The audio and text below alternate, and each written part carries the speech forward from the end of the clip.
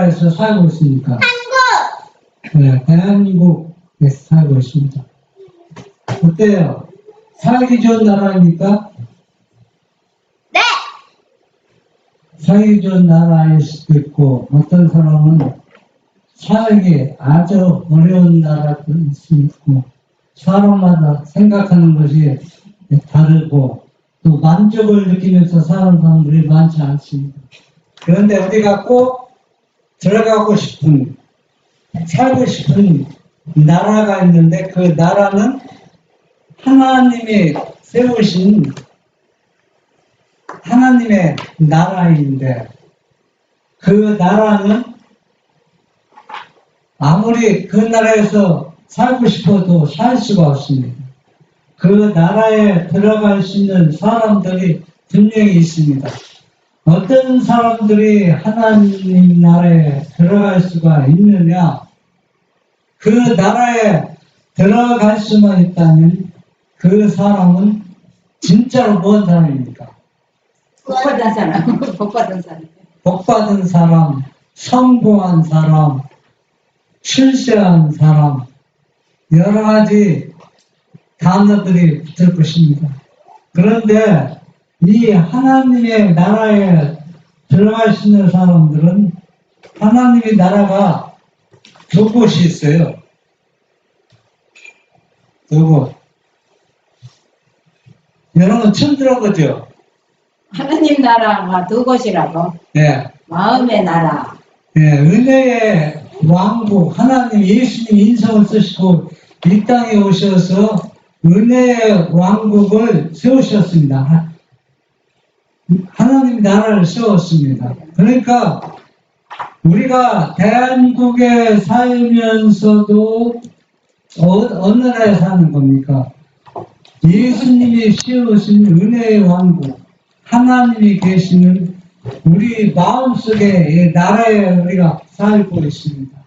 그래서 우리 마음속에서 무엇을 느끼지 못하면 하나님의 의와 나라를 느끼지 못하는 사람들은 진짜 하나님이 세우신 하나님의 나라에 들어갈 수가 없습니다.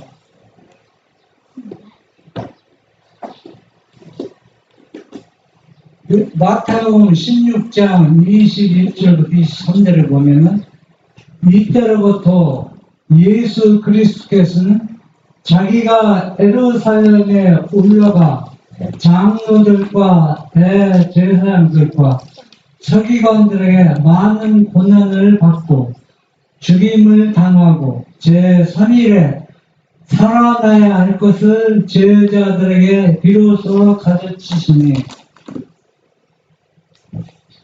베드로가 예수를 붙들고 가나여 가로되 주여 그리 마옵소서 이 일은 결코 주에게 미치지 아니하리이다. 이 말은 절대로 주에게 이런 일이 일어날 수 없습니다. 일어나면 안 됩니다. 하는 얘기입니다. 23절 보면 예수께서 돌이키시며 베드로에게 이르시되 사단아 내 뒤로 물러가라. 너는 나를 넘어지게 하는 자로다. 네가 하나님의 일을 생각지 아니하고 도리어 사람의 일을 생각하는도다 하시고 있습니다. 예수님이 그 12 제자들은 하루하루 사는 게 신바람이 납니다. 왜 신바람이 납니까? 물론 반대도 많이 당하지만은 자기가 모시는 주님이 생각지 않은 이 땅에서 누구도 행할 수 없는 일을 행하고 있습니다. 수천 명을 먹이지 않나, 또 문둥이를 고치지 않나, 죽은 사람을 살리지, 눈먼 자 소경을 뜨게 하지, 한 번도 걷지 못한 사람을 걷게 하시고, 이런 주님을 모시고 살아가는 이 제자들이 얼마나 신바람이 나겠습니까? 그런데 예수님이 난데없이 뚱딸지 같은 말씀하고 있습니다. 내가 배반을 당해서 십자가에 곧 달려 죽게 될 것이다. 그때 이 베드로가 3일 만에 살아난다. 네, 그리고 또 내가 3일 만에 살아나리라. 그때 베드로가 절대로 그런 일이 일어나면 안 됩니다. 그리하지 마십시오. 했습니다. 그때 이 일을 위해서 예수님은 왔는데. 누구를 꾸짖었어요? 베드로? 베드로를 꾸짖는 게 아니라 베드로에서 마귀가 있는데. 사단을 꾸짖습니다. 사단. 베드로 마음속에 누가 들어가 있어요? 사단이 들어가 있습니다. 그래서 예수님은 베드로를 책망하는 것보다도 사단아 내 뒤로 물러가. 누구 뒤로 물러가라? 베드로 뒤로 물러가지 말고 내 뒤로 물러가라.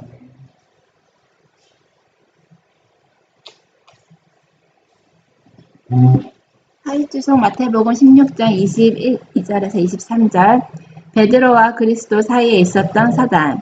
주께서 베드로에게 말씀하신 것을 보라. 그는 사단아 내 뒤로 물러가라고 말씀하셨다. 사단이 무엇을 하고 있었는가? 사단은 바로 베드로의 면전에서 베드로와 마주 대하여 주님과 베드로 사이에 있었다. 베드로는 사단을 힘입어 주님을 비난하려고 하였다. 오늘날도 그 사단이 베드로에게 한 것처럼 그런 일들을 나 자신이 또 우리 주변에서 교회에서 행해지고 있지만 사람들은 전혀 그것을 인식하지 못하고 있어요. 여러분, 오늘날 우리 삶 속에서 교회에서 일어나는 사건들 한번 면밀히 한번 검토해 보세요. 베드로처럼 그러지 마옵소서. 이런 일이 당하면 안 된다는 얘기가 무슨 얘기냐면 성경에는 우리가 회개해서 온전히 죄가 없이 하라. 온전한 사람이 되라. 할 수 있다. 그러면은 오늘날 많은 사람들은 우리가 어떻게 예수님처럼 온전하게 살 수 있느냐. 그걸 불신하는 것도 누구와 같은 행동입니까? 베드로와 같은 행동이고 또 조사 심판이 없다는 것도 베드로와 같은 행동입니다. 사단이야 사기꾼 사단이 갖고 노는 겁니다. 사단이 앞에서 가르쳤어. 그런데 불행하게도 제자들은 예수님이 있어서 그것을 막아주었지만 오늘날 우리 삶이나 교회에서 일어나는 이런 사단이 갖고 놀 때 이것을 사단아 내 뒤로 물러가라고 책망하는 목소리가 들리지 않습니다. 그러나 주님이 베드로에게 아주 가까이 다가가시자 사단은 그리스도의 뒷자리에 놓이게 되었다. 주님은 베드로에게 사단이 밀 까부르듯 하려고 베드로를 청구하였지만 네 믿음이 떨어지지 않기를 기도하였다고 말씀하셨다. 베드로가 만약 배워야 할 교훈들을 배웠더라면 그는 시련의 때에 바르게 섰을 것이다. 그리스도께서 가르치신 교훈에 대해서 그가 무관심하지 않았더라면 그는 그의 주님을 결코 부인하지 않았을 것이다. 네. 여기에서 우리가 베드로가 예수님이 늘 뭐라 했어요? 이런 이적과 능력을 행하면서 나는 어떻게 할 거라? 배반을 당하고 또 십자가에 달려 죽고 3일 만에 다시 살아나리라고 한두 번 말씀하신 게 아니잖아요. 이런 교훈들을 이 제자들이 마음에 새겨두고 이런 교훈들을 우리가 삶 속에서 잊지 않고 무관심하지 않고 늘 기억하고 주님을 따라왔다라면 이런 시련에 떨어지지 않고 주님을 부인하지 않고 계속 믿음으로 승리할 수 있을 것이라고 지금 우리에게 교훈을 주고 있습니다. 오늘날도 똑같습니다. 오늘날도 예언이나 말씀을 통해서 또 오직 저는 참 왜 셋째 천사의 기별을 핵심을 주냐면 오직 복음이 얼마나 파악이 되고 휘순되고 희복할 가능성이 전혀 없기 때문에 새로운 기별처럼 셋째 천사의 기별에다 힘을 실어주냐. 이 셋째 천사의 기별도 우리가 사람들이 다 아는 것 같지만은 우리가 예수님의 제자들이 주님께서 말씀하신 그 교훈들을 마음에 새기지 않는 사람들은 안식일을 지키고 전도하고 예배드리는 것이 셋째 천사의 기별을 전한다고 생각하는데 그것도 일부분에 속하지만 핵심적인 것은 포인트 속에 들어가지 못하고 있습니다. 그래서 우리가 평소 성경은 한 군만 중요한 것이 아니에요. 성경 다 전체가 중요하기 때문에 신구약 전체 또 예결신을 전부 다 대조해하며 보조하면서 이 말씀의 교훈들을 우리 마음에 새겨지고 또 받아들이고 순종할 때 우리가 왜 예수님께서 이런 말씀을 하셨는지 올바르게 이해하고 순종하게 할 수 있다는 얘기입니다. 지금 사단이 베드로를 넘어뜨려고 했을 때 예수님이 바짝 가까이 다가갈 때 사단이 어디로 도망가는 겁니까? 베드로 뒤로 물러가는 것이 아니라 예수님 뒤로 물러가는 겁니다.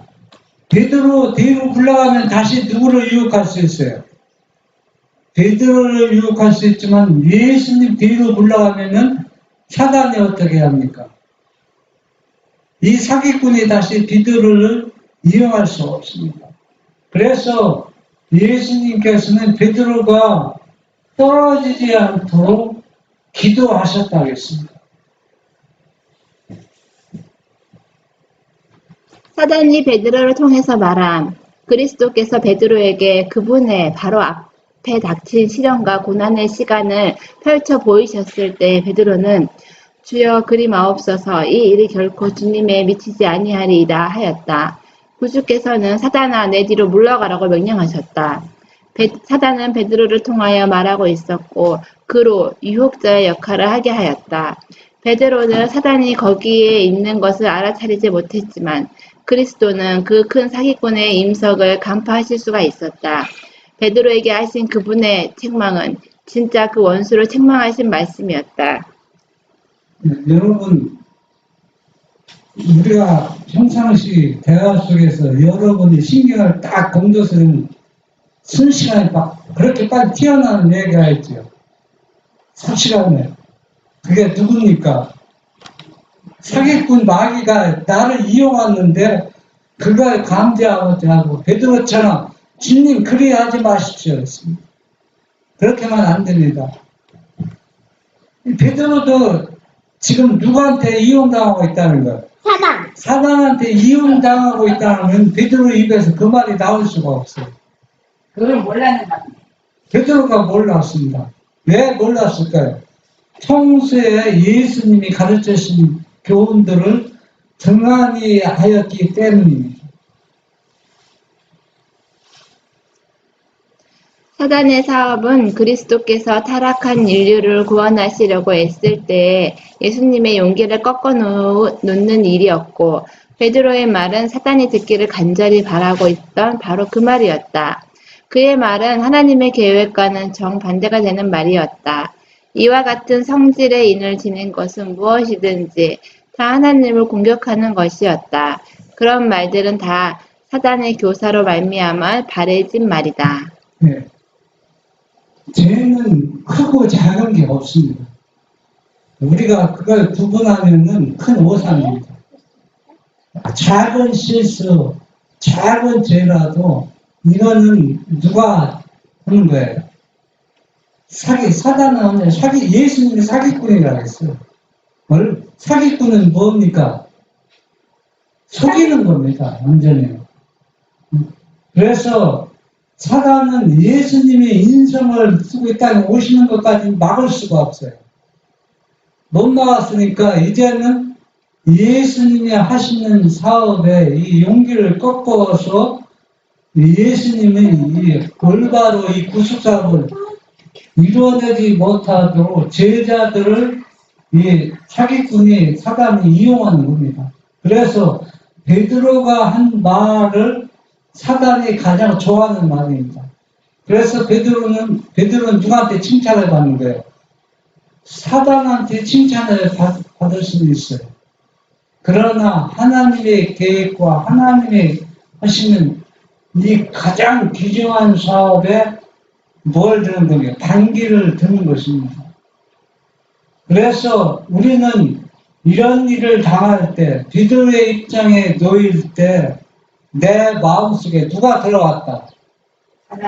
사기꾼이 들어왔다는 것을 감지하면은 사단한테 놀아날 수가 없습니다. 왜냐하면 그런 말들은 하나님께서 그분의 율법을 옹호하시고 그의 신민들을 다스리시며 타락한 인류를 구원하시기 위하여 그분이 구원하실 수 있는 단 하나밖에 없는 계획을 정면으로 반대하는 말이기 때문이다. 사단은 그들이 그리스도를 낭만케 하고 낙심시키기를 바라고 있었다. 그러나 그리스도는 이런 생각을 해낸 작자를 향해서 사단아 내 뒤로 물러가라고 말씀하신다. 참 우리가 어떤 죄를 짓든 간에 죄는 예수님의 그 구속사업을 먼 정면으로 반기를 드는 겁니다. 그러니까 작은 죄, 큰 죄가 어디가 있어? 따로 구분할 수가 있습니까? 이 죄는 그와 같은 일을 하는 겁니다. 그런데 참 다행히도 예수님은 사단아 베드로 뒤로 물러가자 하지 않고 누구와 뒤로? 예수님 뒤로 물러가게 한다면 예수님 꼼짝 못하게 사단을 잡아 넣는 겁니다. 예수님 뒤로 가면 사단이 어떻게 해요? 꼼짝할 수가 없어요. 그걸 우리가 믿음으로 받아들이면 우리도 예수님처럼 승리하면서 살아갈 수 있다는 보장을 주시는 것인데 우리가 이걸 믿음으로 받아들이지 않는 것이 큰 문제가 되는 것입니다. 마태복음 20장 17절로 19절 예수께서 예루살렘으로 올라가려 하실 때 12제자를 따로 데리시고 길에서 이르시되 보라 우리가 예루살렘으로 올라가노니 인자가 대제사장들과 서기관들에게 넘기움에 저희가 죽이기로 결안하고 이방인들에게 넘겨주어 그를 능욕하며 채찍질하며 십자가에 못 박게 하리니 제3일에 살아나리라. 왜 예수님께서 계속 이런 말씀하시는 겁니까? 왜냐하면 얼마 며칠 있으면은 예수님이 십자가에 달리실 것이기 때문에 제자들에게 넘어지지 않도록 사단이 밀가루를 까불고 시험을 줄 때 예수님이 미리 제자들을 격려해서 넘어지지 않도록 이렇게 교훈을 주고 있습니다. 계속적으로. 제자들이 안 믿었습니다. 그런데 오늘은 예수님이 12제자 들고 예루살렘 올라왔는데 평상시보다 좀 다른 것 같아요. 왜 다르냐 하면은 제가 그 옛날에 그 충청도 그 예산 덕산에 있을 때 덕산에는 소를 잡는 도서장이 있었어요. 그 읍내에 소 시장도 있었고 그러면은 소를 잡을 때 소를 차에다 싣고 오면은 그렇게 오면은 소가 막 눈물을 줄줄 흘려요. 죽이지도 않는데 뭘 감지하는 겁니까? 이상한 분위기와 살기를 감지하는 겁니다. 소도 자기가 죽을 것을 아는 거예요. 느낌으로. 그런데 이날은 제자들이 예수님과 같이 예루살렘으로 올라갔는데 다른 때보다 분위기가 완전히 달라요. 살기도 느끼고 또 예수님이 또 그런 데다 또 이런 말씀을 계속 또 반복해서 하시는 거예요. 내가 배반을 당하고 제자들과 바리새인들이 나를 다 버릴 것이다. 심지어 누구도 너희들도 나를 버릴 것이다. 그렇지만 내가 다시 3일 만에 십자가에 달려서 죽지만은 다시 살아나겠다. 그러니까 내가 살아나니까 제자들에게 뭘 심어주는 거예요? 믿음을 심어주는 겁니다. 네가 어떠한 일을 당한다 할지라도 너희는 절대 거기한테 넘어지지 말라. 내가 분명히 살아난다는 얘기입니다. 지금 배반을 당하고 능력을 당하지만 유다는 믿었어. 그리스도에게 가장 가까이 설 사람. 6월절이 가까웠을 때 다시 예수께서는 예루살렘으로 향하여 가셨다. 예수의 마음속에는 아버지의 뜻과 완전히 하나가 되는 평화가 있었으며 발걸음을 재촉하여 희생당하실 장소로 향해 나아가셨다. 그러나 제자들에게는 이상한 느낌과 의심 그리고 공포가 엄습하였다. 구주께서 제자들 앞에 서서 가는데 저희가 놀라고 좇는 자들은 두려워하더라. 그리스도께서 다시 12 제자를 그의 주위에 불러 모으시고 전보다 더욱더 명확하게 그가 배반당하여 고통받으실 것을 저들에게 알리셨다. 제자들이 두려워하고 공포에 쌓이니까 또 제자들 모아서 또 재차 제자에게 말씀해 주시고 있습니다. 그러나 예수님 마음이 어떻다고 했어요? 평안했다고 했습니다. 왜 평안했습니까? 여러분이 만약에 이 사건은 아마 이 일이 있고 일주일 전에 아마 예루살렘에 올라오는 장면일 거예요. 그런데 내가 만약 일주일에 후에 어떤 사형 집행을 하면 사형수라면은 마음에 평안이 일어나겠습니까? 뭐 안정은 되게 아무리 안정된다고 마음의 그 평안을 느낄 수가 없어요. 근데 예수님은 평안을 느꼈다고 했어요. 왜 평안을 느꼈냐면 아버지와 하나가 되었다는 것. 아버지가 하나가 되었다는 것이 엄청난 일입니다. 이 일이 이루어지지 않으면 우리가 하나님의 나라에 들어갈 수가 없어요. 우리는 누구와 하나가 돼요? 예수님과 하나가 되어야 돼요. 예수님은 아버지와 하나가 되었기 때문에 이 무거운 이 구속 사업을 실패하지 않고 승리하면서 이겼다는 얘기입니다. 그래서 우리도 만약에 제자들이 예수님과 하나가 되었다면 어떤 일이 닥쳐도 누가 예수님을 고소하고 어떤 핍박과 조롱이 온다 할지라도 예수님 편에 서서 예수님을 격려하고 위로하고 믿음으로 이겼을 것입니다. 예수님과 하나가 되면. 그러면 어떻게 예수님과 하나가 될 수가 있는가? 그러니까 우리가 말씀을 통해서 여러분이 스스로 그 답을 찾아야 돼요. 누가 얘기하는 것은 여러분의 심령을 깨우칠 수가 없습니다. 또 이해한다고 곧 여러분 마음이 또 변할 것입니다. 세베대의 아들 요한은 처음으로 예수를 따른 두 제자 중에 한 사람이었다. 요한과 그의 형제 야고보는 예수께서 봉사하기 위하여 모든 것을 다 버린 첫째 무리 가운데 있었다. 저들은 예수와 같이 있기 위하여 집과 친구를 즐거이 버렸으며 그와 같이 동행하고 담화하였으며 은밀한 가정에서나 공중의 회집 장소에서나 늘 예수와 같이 있었다. 저희 어머니도 그리스도의 추종자였으며 물질로서 아낌없이 그리스도를 받들었다.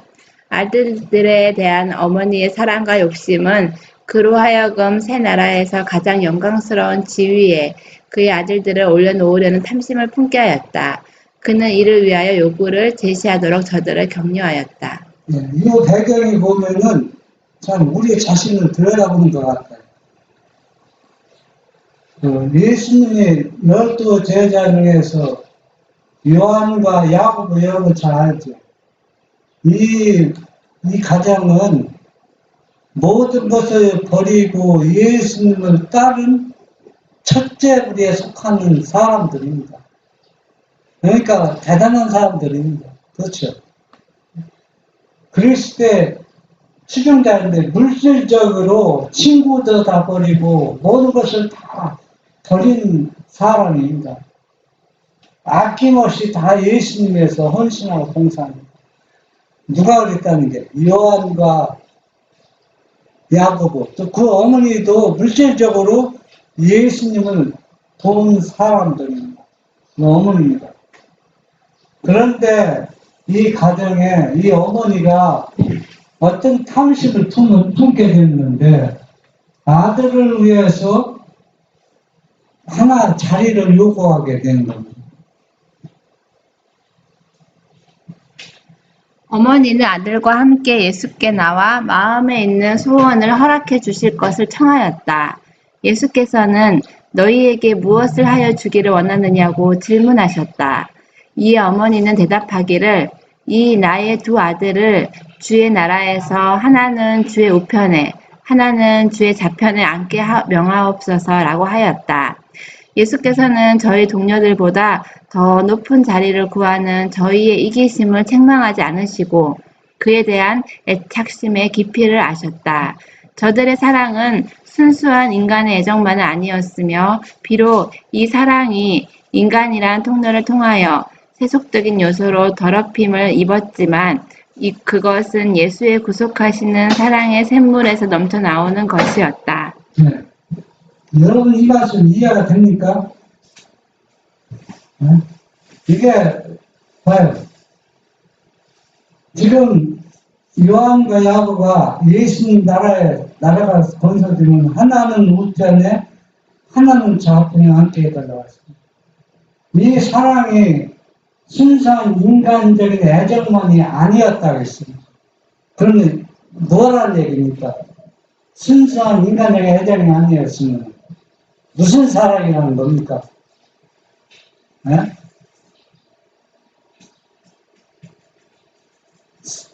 탐심은 인간적인 욕구에서 나오잖아요. 그런데 여기서는 그렇게 표현하지 않았잖아요. 순수한 뭐라고 했어요? 인간의 애정만은 아니었다. 이 사랑이 인간이라는 통로를 통하여 세속적인 요소로 더럽혀지긴 하였지만은 뭐에서 예수의 구속하신 사랑의 삶에서 넘쳐 나온다는 얘기입니다. 이 얘기가 무슨 얘기입니까? 네? 한번 생각해 보세요. 내 아들을 하나는 자의정, 하나는 영의정에 세워주십시오. 이거는 인간의 욕심의 탐심에서 나왔는데 선지자는 물론 이것도 인간의 애정에서 인간의 통해서 나왔지만은 그러나 어디에서 나왔다는 얘기예요. 예수의 구속하신 사랑의 샘물에서 넘쳐 나왔다는 얘기입니다. 이 얘기는 무슨 얘기냐면 오늘날 이런 입장에 서 있는 사람들이 많이 있어요. 즉 진리를 발견하고 또 진리를 알았다는 사람들은 요한과 야고보와 이 어머니 같은 존재가 우리 주변에 많이 있다는 얘기입니다. 왜? 제자들도 똑같잖아요. 예수님을 사랑하는 모든 것을 버리고 이 세상은 첫째 무리에 속했고 또 진짜 예수님을 사랑하는 마음에서 자유정, 영의정 자를 구했고 또 그런데 이게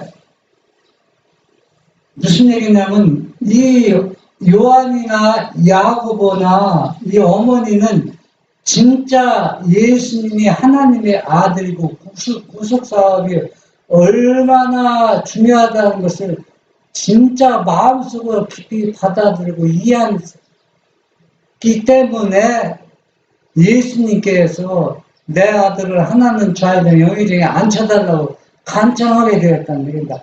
하나의 탐심에서 이 일을 한 건 아니라는 얘기입니다. 진짜 누구를 사랑하는 마음으로 예수님을 사랑하는 마음으로 예수님을 보았는데 그런데 이게 문제가 심각합니다. 왜? 아무리 예수님을 마음속에서 사랑하는 마음에서 이러한 말이 나왔다 할지라도 이걸 누가 정결하게 하지 않으면 이것이 큰 악이 됩니다. 죄악이 된다는 얘기예요.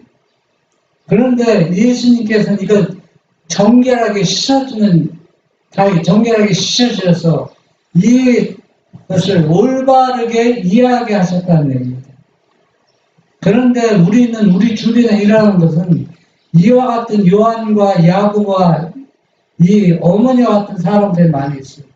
내가 진리를 이해하고 깨닫더라 해서 이와 같이 나는 무엇인데 첫째짜리 최고다고 말은 않지만은 표현면에서는 최고라고 생각합니다.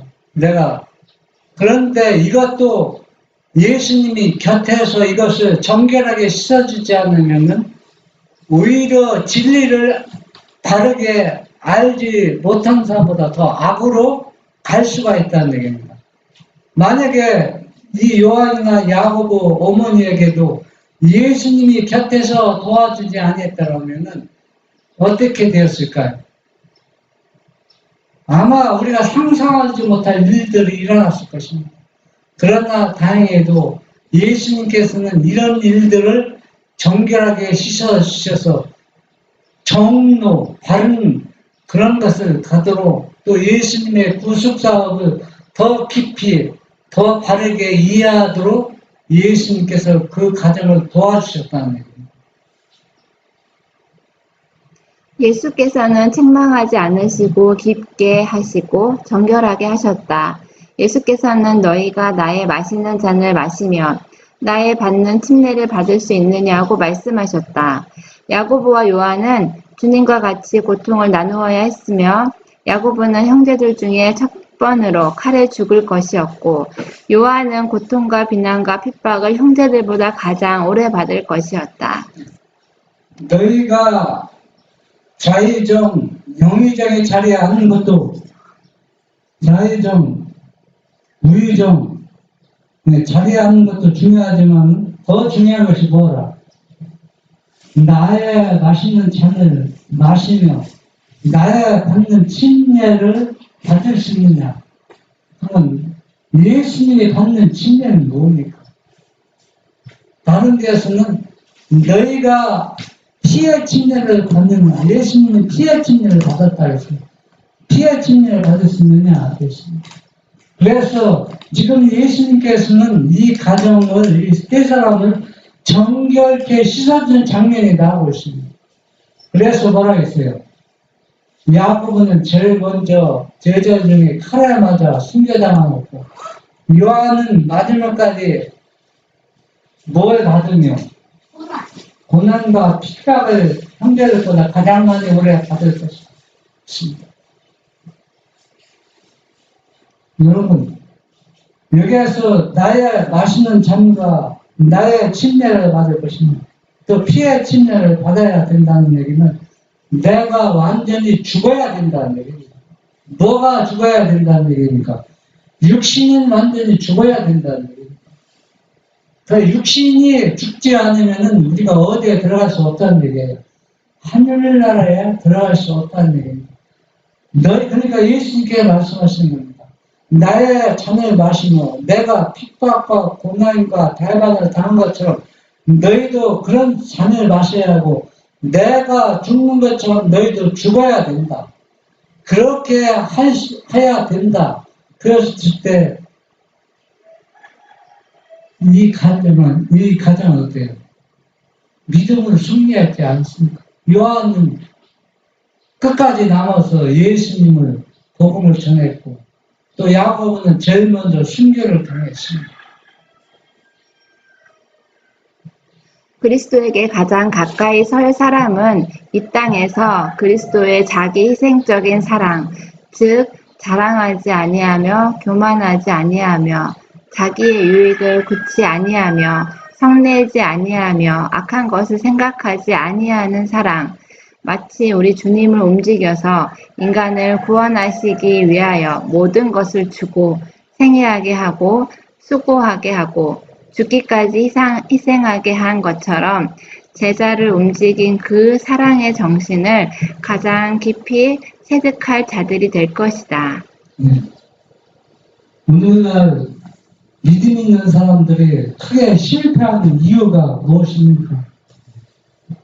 기도의 응답을 통해서 엄청난 일을 행한 사람, 또 많은 사람들을 질병에서 해감시켜준 사람, 그런 사람들이 그리스도의 희생의 사랑으로 했지만은 자랑하고 교만하고 자기의 유익을 구치 않는다고 하지만 자기의 유익을 구해서, 그래서 진정한 사랑은 그래서 자기를 전혀 나타내지 않는 것입니다. 또 자랑하지도 않습니다. 또 주님을 움직여서 인간을 구원하기 위해서 모든 것을 다 주는 겁니다. 주님을 움직여서 내가 뭘 해서 하는 것이 아니라는 얘기입니다. 그래서 수고하고 죽기까지 예수님이 희생한 것처럼 그 희생의 사랑이 제자를 움직여서 일한 것처럼 오늘날도 예수님의 그 희생의 정신이 우리를 움직여서 일을 하게 하는데, 내가 믿음을 이렇게 했더니 이런 일들이 있더라, 이런 뭐 큰 일들이 있더라, 이것은 교만과 본인도 모르게 자랑해서 나온 것입니다. 이런 일들은 결국은 뭐냐? 예수님의 맛있는 잔과 예수님의 침례를 계속 우리가 순종하고 이해했는데 그렇지 못할 때 사기꾼이 마음속에 들어가서 사단의 그 사람을 밀가루를 까불러서, 밀가루를 까불려는 건 뭡니까? 떨어져 나가게 한다는 얘기입니다. 사도행전 10장 39절로 40절. 우리는 유대인의 땅과 예루살렘에서 그의 행하신 모든 일의 증인이라. 그를 저희가 나무에 달아 죽였으나 하나님이 사흘 만에 다시 살리사 나타내시되. 이 당시 복음은 하나님의 아들이 우리를 구원하기 위해서 십자가에 달리시고 또 3일 만에 부활하신 이 놀라운 희생과 사랑, 부활하신 예수님을 전하는 것입니다. 그래서 이 일이 우리가 행하고 본 모든 일이 증인이라고, 너희가 나무에 달아 죽인 그 예수가 살아나서 하늘에 올라왔었고, 그걸 전하는 것입니다. 이걸 받아들이는 사람은 하늘나라에 들어가고, 이걸 거절하는 사람은 하늘나라에 들어갈 수가 없습니다. 오늘날 복음도 똑같은 복음입니다. 다른 복음이 아니에요.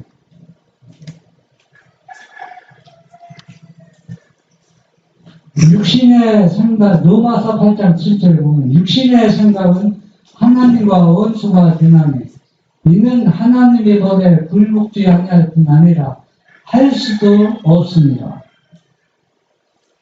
쟁투 467. 하나님의 율법은 바로 그 본질상으로 불변이다. 그것은 율법의 창시자이신 하나님의 뜻과 품성을 나타낸다. 하나님이 사랑이시므로 그분의 율법도 사랑이다. 율법의 두 가지 큰 원칙은 하나님께 대한 사랑과 사람에게 대한 사랑이다. 사랑은 율법의 완성이다. 하나님의 품성은 의며 진리이다. 그의 율법의 본질도 마찬가지이다. 시편 기자는 주의 법은 진리로소이다. 주의 모든 계명이 의로우시니라고 말한다. 네. 율법은 하나님의 품성과 일치하고 같은 맥락입니다. 본질은 사랑이라는 얘기입니다. 그런데 이 사랑의 본질을 우리가 이해하고 깨달을 수가 없어요. 본질을 이해하고 깨달았다면 우리가 죄를 지지 않겠죠. 여러분이 누구를 사랑한다 아무리 사랑해도 본질적으로 진짜 사랑하는 사람들은 끝까지 그 사람을 배반하지 않습니다.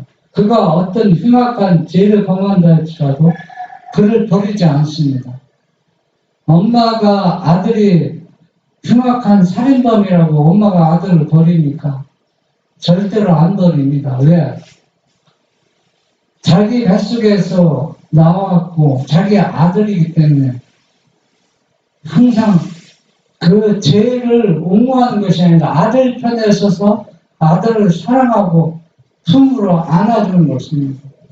이것이 율법의 본질이요 사랑입니다. 그래서 사랑은 율법의 완성이며 하나님의 품성이며 의이며 진리라고 했습니다.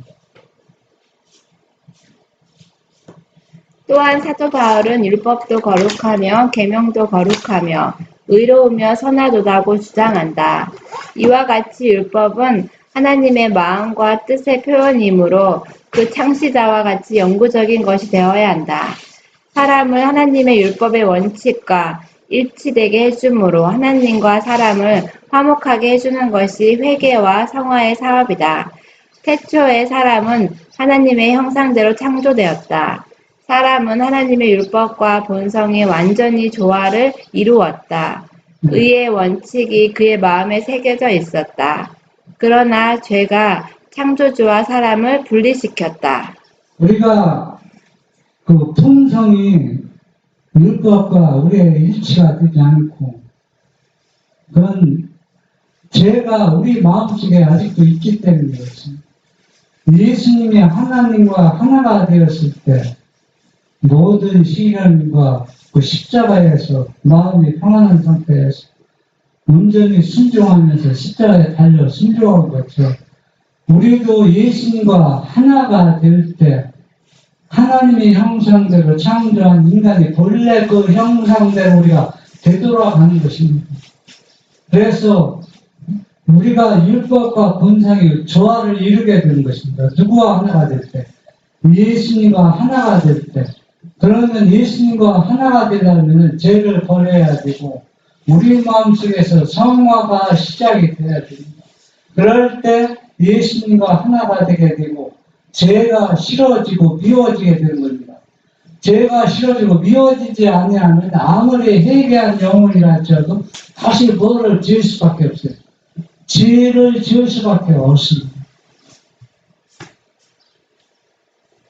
그는 더 이상 하나님의 형상을 반사할 수 없게 되었다. 그의 마음은 하나님의 율법의 원칙과 반대되었다. 육신의 생각은 하나님과 원수가 되나니 이는 하나님의 법에 굴복치 아니할 뿐 아니라 할 수도 없음이라. 그러나 하나님이 세상을 이처럼 사랑하사 독생자를 주심으로 사람이 하나님과 화목할 수 있게 되었다. 사람은 그리스도의 공로를 통하여 창조주와의 조화를 회복할 수 있게 되었다.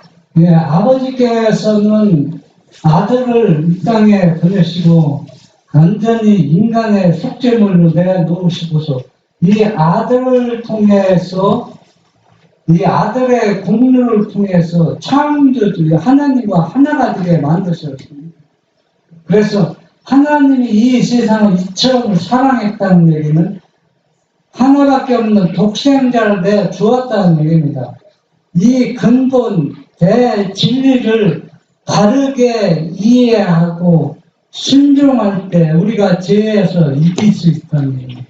이걸 받아들이지 않고 이해하지 못하면은 임시 회개하고 회개가 곧 뭡니까? 다시 또 죄를 반복해서 지을 수밖에 없어요. 그래서 왜 아버지께서 아들을 내주기까지 우리를 얼마나 사랑했는가 이거를 이해할 수 있도록 우리가 기도하고 말씀을 연구할 때 이걸 이해하고 한 사람은 우리가 뭐에서 자유를 얻어요? 죄에서 자유를 얻는 겁니다. 믿음으로 크게 성공하고 또 믿음에 큰 용사를 할지라도 이걸 이해하지 못하면 곧 넘어져 버리는 겁니다.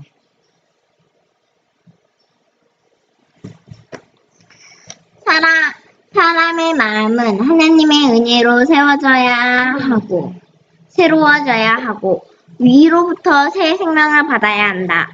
이와 같은 변화는 새로 나는 것인데 예수님께서는 이 일이 없이는 하나님 나라를 볼 수 없다고 말씀하신다. 그건 간단합니다.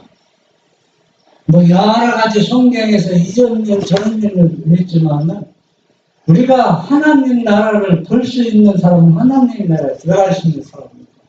그런 하나님의 나라에 볼 수 있는 사람은 하나님의 은혜입니다. 은혜라는 얘기는 내가 뭘 갚아주면 그 은혜가 될 수 없어요. 내가 누구한테 선물을 받잖아. 그것도 내가 다른 사람에 선물 주는 겁니다. 그거는 은혜가 아니에요.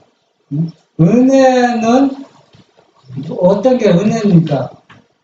우리가 갚을 수 없는 것을 하나님께서 베풀어 주신 은혜가 진짜 은혜입니다. 변화되는 거다. 거듭나는 거다. 그걸 그렇게 그래서 우리 마음이 온전하고 우리의 품성이 예수님을 닮아가는 것도 내가 뭐 노력해서 의지해서 하는 것 이루어지는 거 아닙니다. 그거는 있을 수가 없는 일입니다. 사람들이 그렇게 하려고 얼마나 발버둥치고 노력했습니까?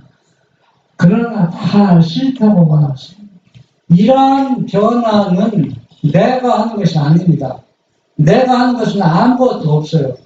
내가 할 수 있는 건 단지 내 죄를 예수님께 맡기는 겁니다. 내 죄를 맡기면 그 다음에 누가 하는 겁니까? 예수님이 이루신 것을 내가 믿음으로 받아들이는 겁니다. 이것은 내가 선택하는 것입니다. 그러면 내 마음이 새로운 마음으로 바꿔지는 겁니다. 그러면은 뭘 볼 수 있어요? 하나님 나라를 볼 수 있다는 얘기입니다. 그런데 이 일이 이루어지지 않으면은 우리는 절대 하나님 나라를 볼 수도 없고 또 죄에 싸워서 이길 수도 없습니다. 그러나 분명한 것은 우리가 할 수 있기 때문에 예수님께서는 하라고 우리에게 말씀하시는 겁니다. 성경에서 할 수 없는 거 하라고 말씀하시는 건 하나도 없습니다. 그런데 제자들이 베드로가 예수님을 부인하지 않고 실패하지 않으신 이유는 예수님이 평소에 말씀하신 교훈들을 마음에 새겨두고 이해했더라면 베드로가 어떻게 됐을 거라고 했습니까? 부인하지 않고 넘어지지 않고 승리의 예수님 마음을 가졌을 것이라는 얘기예요. 우리도 똑같습니다. 우리가 성경, 어떤 성경이 더 중요하고 덜 중요하고 그런 차원이다. 모든 성경 교훈들을 마음에 담아두고 내가 하는 것이 아니라 다 예수님이 이루어놓은 것을 내가 믿음으로 받아들이고 순종하는 겁니다. 그렇게 할 때 내가 새로운 존재, 새로운 마음으로 누구를 닮아갑니까? 예수님 마음을 닮아갈 때 우리는 죄를 이길 수 있는 겁니다. 예수님 마음을 닮아가지 않는데 내가 죄와 싸워 이기라고 예수님은 절대 말씀하시지 않았다는 얘기입니다. 새로운 마음을 주신 다음에 네가 뭘 버려라? 탐심을 버리라는 얘기입니다. 그런데 우리가 해야 할 것은 뭐라 했습니까? 죄를 누구한테 맡기는 것. 예수님께 맡기는 것은 내 몫이라는 얘기입니다. 이것은 예수님 몫이 아니에요. 이것을 사람들이 바르게 이해하지 못하기 때문에 우리가 계속 넘어지는 것입니다. 사기꾼한테 계속 당하고만 하는 것입니다. 그래서 이 시간은 우리가 다 예수님께 맡기고 예수님이 주시는 은혜로 예수님처럼 믿음으로 승리하는 우리 모두가 되시기를 바랍니다.